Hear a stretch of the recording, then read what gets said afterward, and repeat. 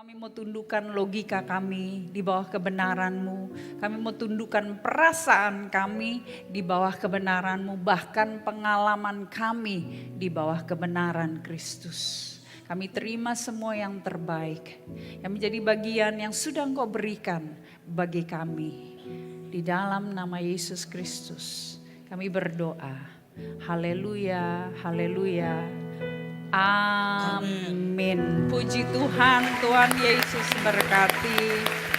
Nah, kita mau melihat bahwa di dalam Tuhan Yesus selalu yang ada kebaikan dan yang baik yang amat baik dan selalu yang terbaik. Ketika Tuhan menciptakan segalanya, Tuhan selalu mengakhiri dan mengatakan dan Tuhan melihat bahwa semua itu baik. Dan ketika Tuhan sudah selesai menciptakan manusia, Tuhan berkata, ciptaannya ini amat baik. Jadi kita semua adalah ciptaan Tuhan yang amat baik. Haleluya. Sehingga tidak ada yang buruk. Sebenarnya Tuhan merencanakan semua yang terbaik buat kita.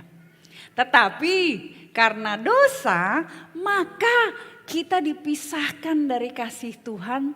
Kita sekarang hidup di dalam dunia yang penuh dengan keburukan, kegelapan, kegagalan, kesalahan, kemunafikan, kenajisan, jauh dari Tuhan.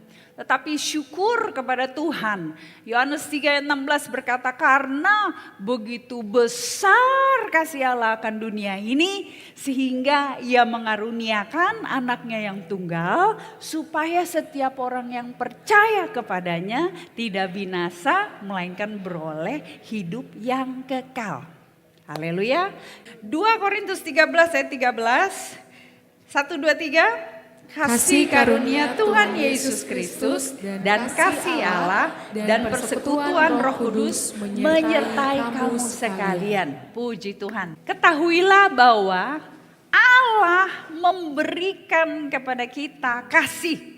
Ya, kita udah baca tadi, kita tahu bahwa Tuhan begitu mengasihi dunia sehingga Dia mengorbankan, memberikan nyawanya, dirinya, mengutus Yesus Kristus sebagai Tuhan, anaknya di bumi supaya Dia dapat menyelamatkan kita. Nah, Bapak, Ibu, Saudara-saudara sekalian, kita mau belajar mengerti bahwa dan percaya dulu yang pertama kali bahwa Tuhan kita hanyalah satu dan satu-satunya Tuhan yang benar. Tuhan kita gak ada tiga. Oke? Nanti kapan-kapan kita belajar bersama-sama, mungkin ada seminar atau ada pengajaran tentang Tritunggal.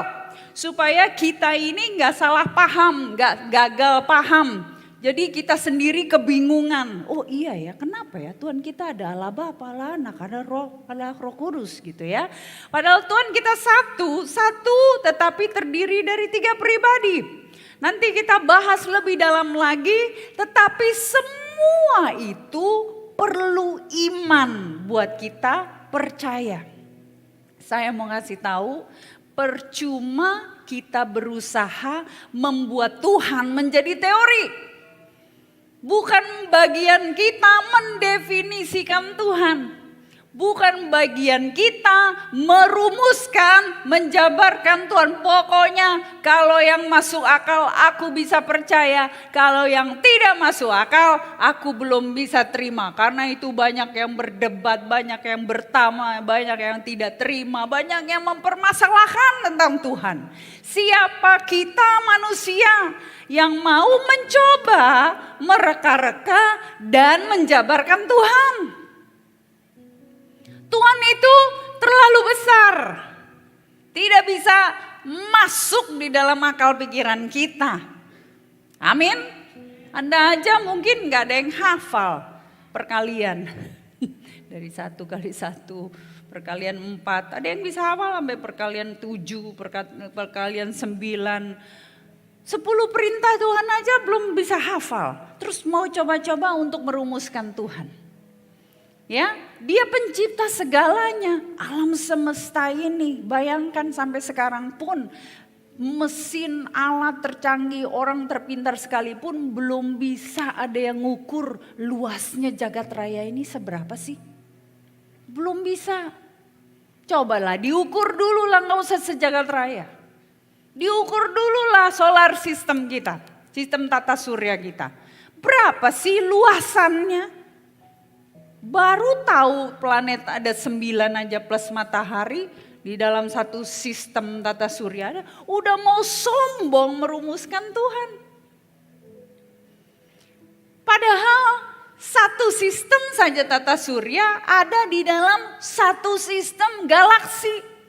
Galaksi kita namanya apa? Bima Sakti, Milky Way. Ya bukan susu gitu ya. Bima Sakti. Dalam satu galaksi ada lebih dari satu sistem. Lebih dari satu solar system. Bayangkan di alam raya ini ada banyak galaksi. Makanya ada film The Guardian of the Galaxy. Ya kan? Pernah nonton? Tapi manusia yang kecil cuma tinggal di bumi. Yang sendiri, yang cepat pikirannya, otak kita cuma segini. Berusaha menolak kebenaran-kebenaran yang Tuhan sudah buktikan. Tuhan kita bukan sekedar Tuhan yang ngomong doang. Bukan Tuhan yang berdasarkan teori manusia. Oke, bayangkan dia Tuhan yang besar, yang dahsyat dan luar biasa. Tapi dia memberikan dirinya supaya saudara-saudara, Anda dapat menerima kehidupan yang kekal dari Dia. Because He loves you. Karena Dia mengasihimu. Bukan karena apa-apa. Sehingga kita manusia ciptaannya, siapa kita, berusaha mengatasi pencipta kita. Berusaha kita mempertanyakan keberadaan pencipta kita, sia-sia. Gak pernah ketemu. Tetapi kita menjalani hidup ini lalu kemudian menghadapi hal-hal yang buruk yang terjadi, yang kita salahkan Tuhan. Tuhan sih tutup jalan saya. Tuhan sih izinkan saya begini. Tuhan begini. Padahal kita yang tidak mau hidup di dalam kasih Tuhan dan di dalam jalannya Tuhan. Haleluya. Mari kita lihat. Kita belajar bahwa Alkitab kita ini buku satu-satunya di dunia ini, tidak ada agama dan kepercayaan lain yang mempunyai kitab suci seperti Alkitab kita. Yang menuliskan sejak awal penciptaan sampai akhir segalanya. Oh, orang boleh bilang, ya itu kan orang Kristen aja menulis-nulis gitu. Mana tahu kebenarannya seperti itu. Kan bisa saja yang lain. Oke. Kalau dibilang seperti itu. Sekarang Alkitab kita ini udah ada yang ngitung, bukan saya yang ngitung gitu ya. Ada sekitar 2.500 nubuatan. Tergantung dari mana ngitungnya. Ada satu nubuatan dalam satu saying, dalam satu perkataan. Ada beberapa peristiwa. Ada juga yang ngitung per peristiwa, per nubuatan. Jadi kira-kira dihitung orang ada 2.500 nubuatan yang tertulis di Alkitab kita ini. Dan 2.000 dari nubuatan ini sudah digenapi. Jadi mau bilang ini dibuat-buat manusia? Sudah digenapi, sudah terjadi di bumi, di masa orang hidup. Jadi tinggal 500 lagi yang belum terjadi dan kebanyakan ada di buku Wahyu. Nubuatan akhir zaman di Daniel, Tesalonika, di Matius, sebagian di Markus yang Yesus nubuatkan.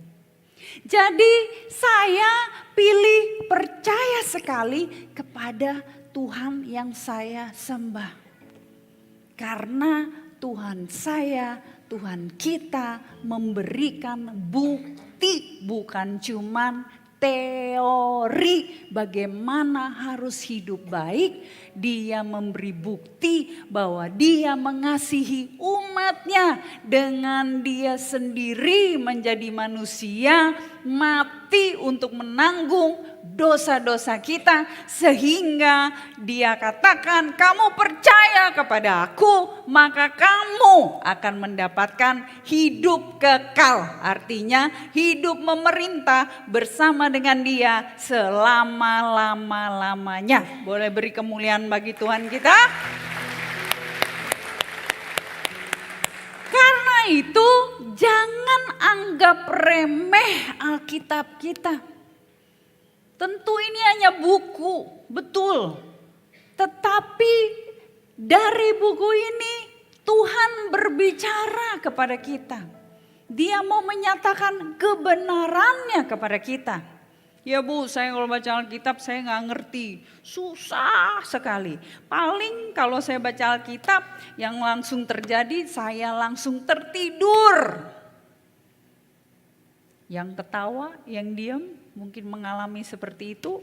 Enggak sih, nggak pernah mengalami ya, karena emang nggak pernah baca Alkitab, ya kan? Saya dulu mengalami, bagi saya pun baca Alkitab ini sulit. Kenapa? Karena Alkitab kita ini ada 66 buku yang ditulis oleh orang-orang yang berbeda zaman, berbeda budaya, berbeda kurun waktu, berbeda tempat. Tetapi garisnya satu, menunjuk kepada Tuhan Yesus Kristus.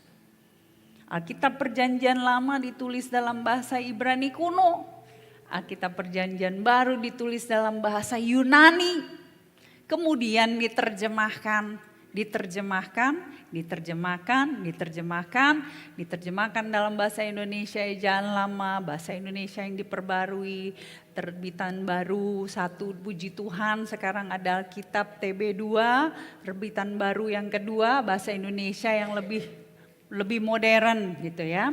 Sehingga perhatikan bahwa yang direvisi dan dirubah itu bukan Alkitabnya, tetapi terjemahannya yang direvisi, terjemahannya yang diperbarui.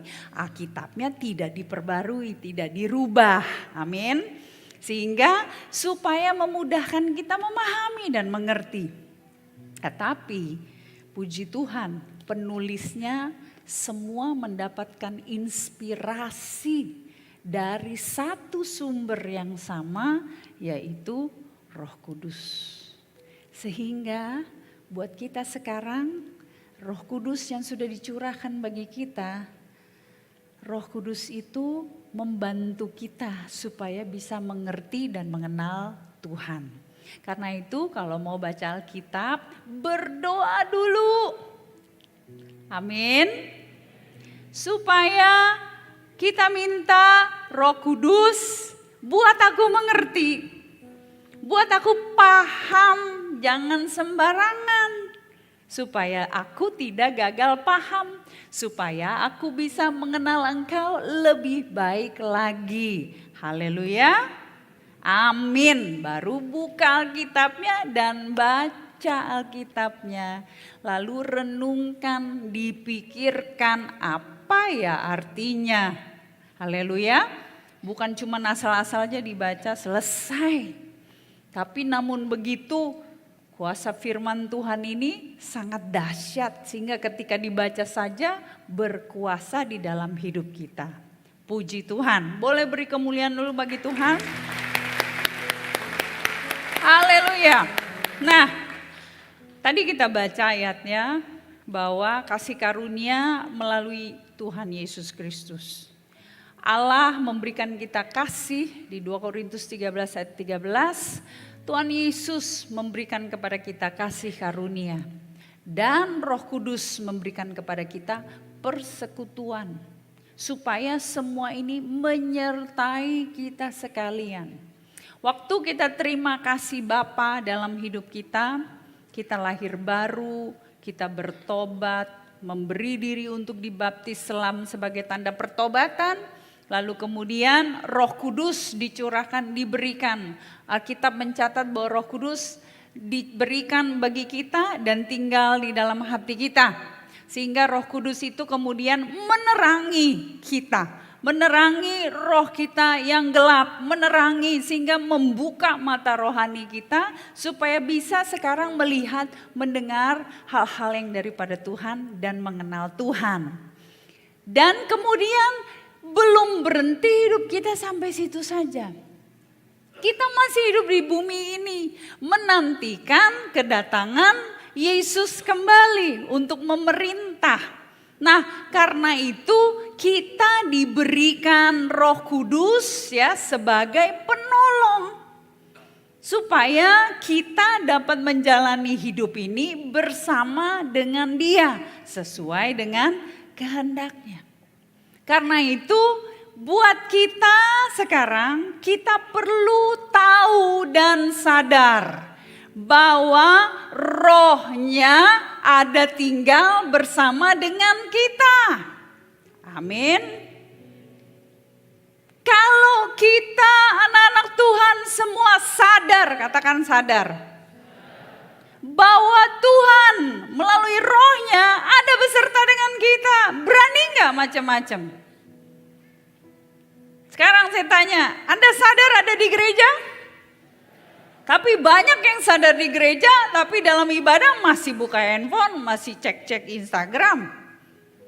Masih cari-cari baju baru, mana yang sale, mana yang sale. Padahal nyanyi bilang hadiratmu memenuhiku. Penuh di mana? Sekarang saya tanya, Anda sadar sedang beribadah? Tapi kenapa masih banyak yang ngobrol-ngobrol sendiri dalam ibadah? Ada yang tertidur lagi di dalam ibadah. Tapi terus kemudian memuji dan menyembah Tuhan. Kau ku sembah. Tapi sambil nguap. Kau ku sembah. Lama kali. Kau ku sembah. Tapi ketika kita diajak berdoa, kita mau menyembah Tuhan, ayo kita minta, Tuhan tolong aku Tuhan, doanya sampai ngeden-ngeden, betul kan? Ya, Tuhan tolong, naudu Tuhan, sampai ngeden.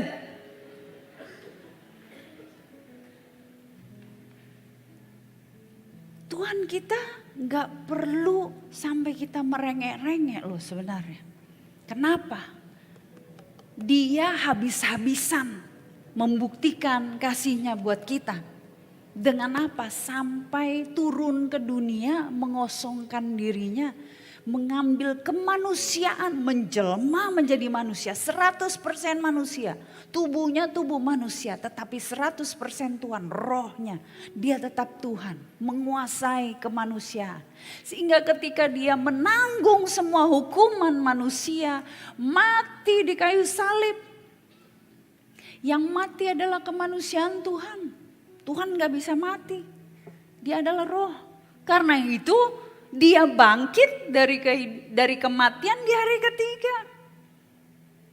Dia nyatakan kemenangan. Tuhan habis-habisan loh buat kita semua. Buat saya. Terus kita masih bisa tanya, Tuhan, kalau Engkau memang mengasihi aku, tahun ini aku ketemu jodoh. Kasih Tuhan sama kita ukurannya bukan dapat jodoh, gak dapat jodoh. Jodoh itu kita yang cari loh. Jangan pokoknya jodohku dari Tuhan. Nunggu ngerem di kamar. Nunggu ada yang ngetok pintu gitu. Buka matanya bergaul. Ya di gereja boleh menyembah, merem. Tapi jangan merem terus-terusan. Pulang ibadah, shalom, kenalan. Gak dilarang. Iya. Tuhan, kalau Engkau mengasihi aku. Kalau Engkau ada Tuhan. Buka pintu ini. Kenapa saya bisa bilang gini? Karena saya mengalami. Kita berada dalam posisi yang salah, saudara-saudaraku. Dia yang harusnya jadi Tuhan, bukan kita. Karena itu bukan kita yang ngatur-ngatur dia. Bukan kita yang perintah-perintah dia. Saya sering kok perintah-perintah Tuhan. Saya sering minta-minta sama Tuhan. Kita juga bukan sama Tuhan dengan posisi sebagai pengemis. Kayak Tuhan jahat kali gitu ya. Setiap kali kita minta, Tuhan tolonglah Tuhan, tolong Tuhan, wah, aku udah gak bisa lah Tuhan, tolonglah Tuhan. Kayak jahat kali dia, padahal dia sudah mati buat kita. Dia sudah habis-habisan. Karena itu bagian kita percaya. Percaya. He loves you so much that he died for you.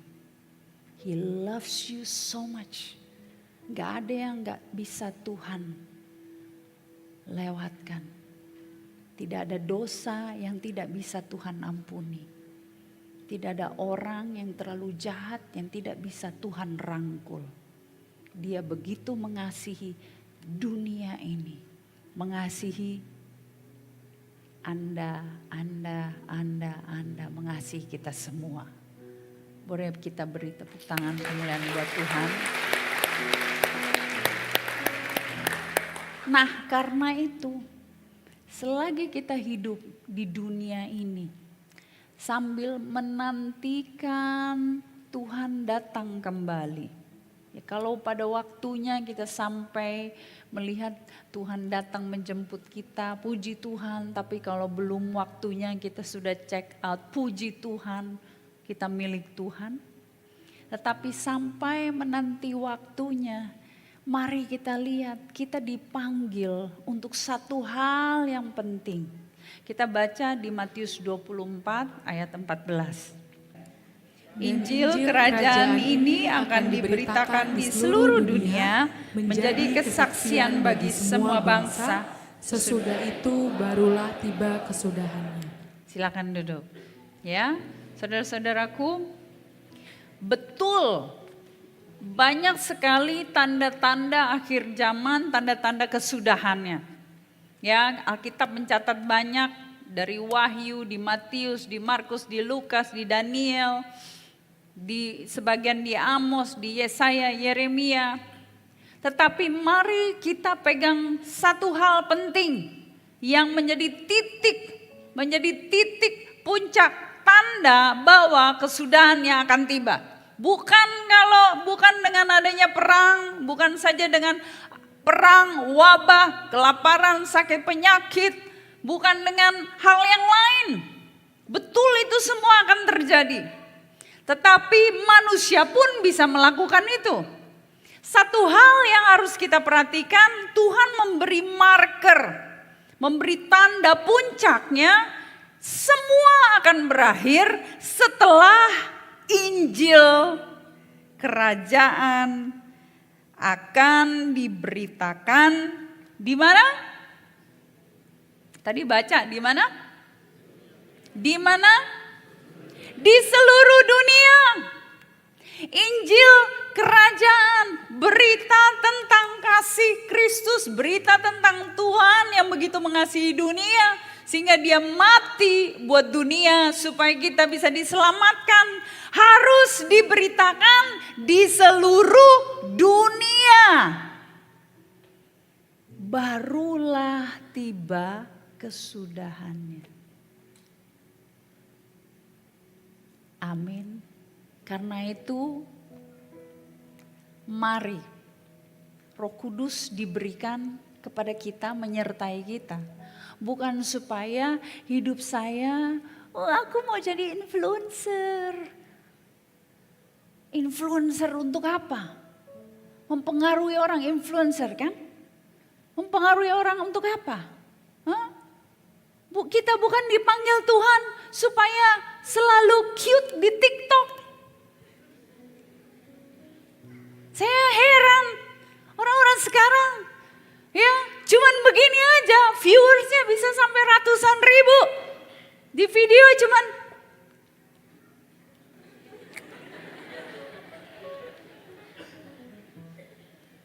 begitu. Lalu kadang-kadang cuman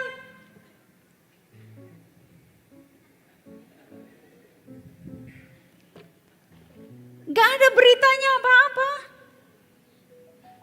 Kalian ngikutin ya, yang itu ya? Ya enggak? yang cuman begini.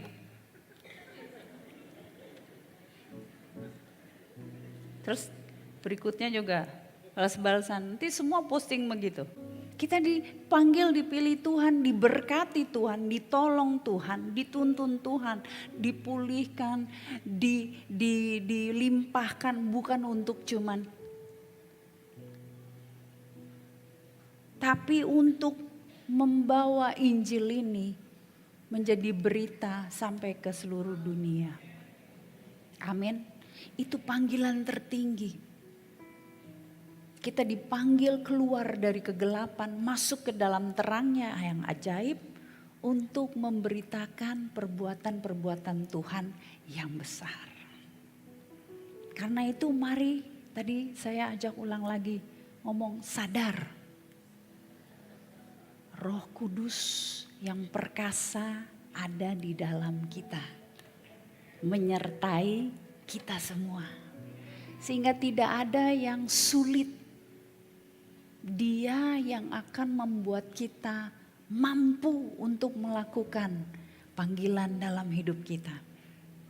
Dia yang akan membawa kita untuk makin mengenal Dia.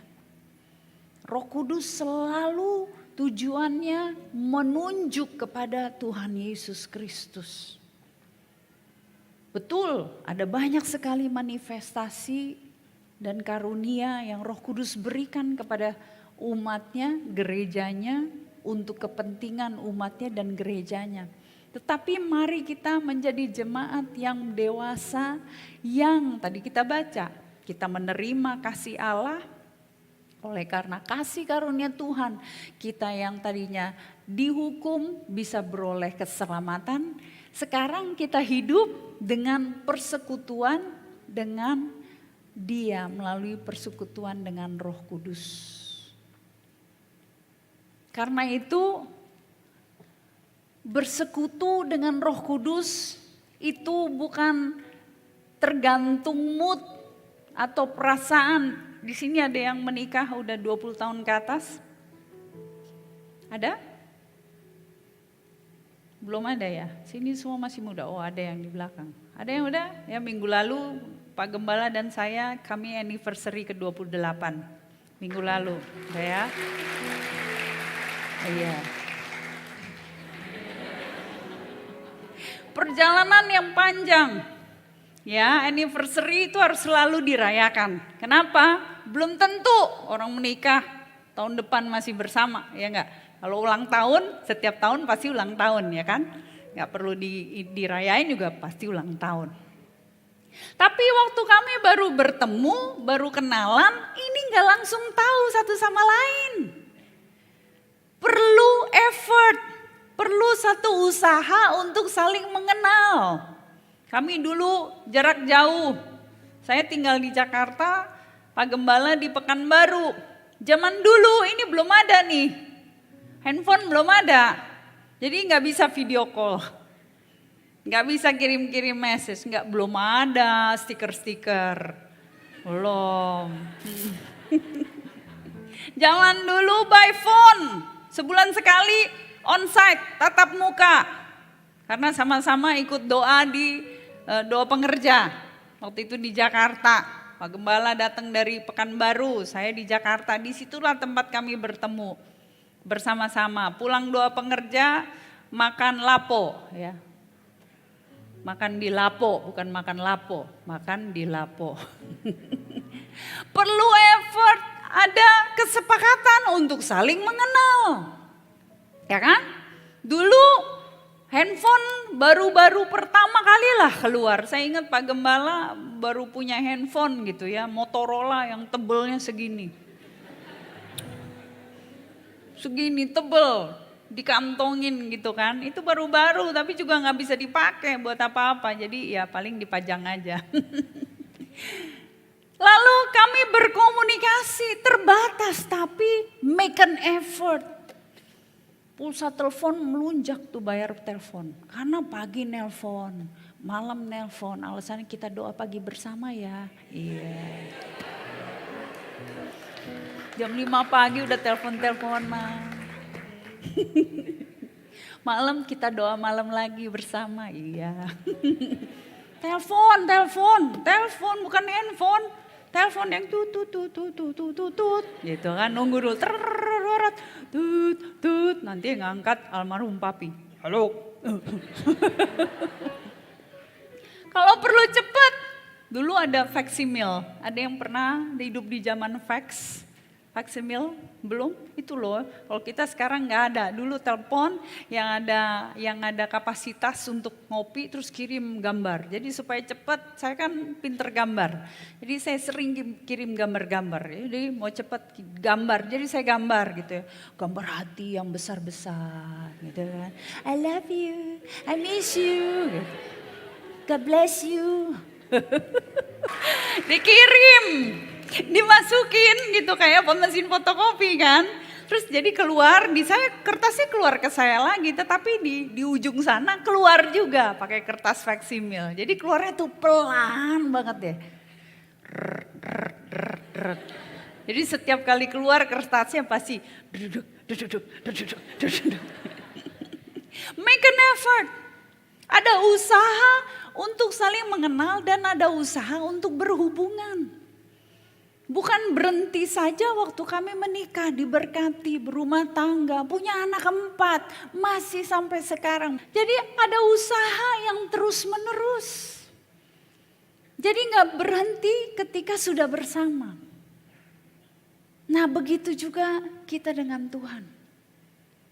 Ya saudara-saudara, Tuhan itu tahu kita segala-galanya.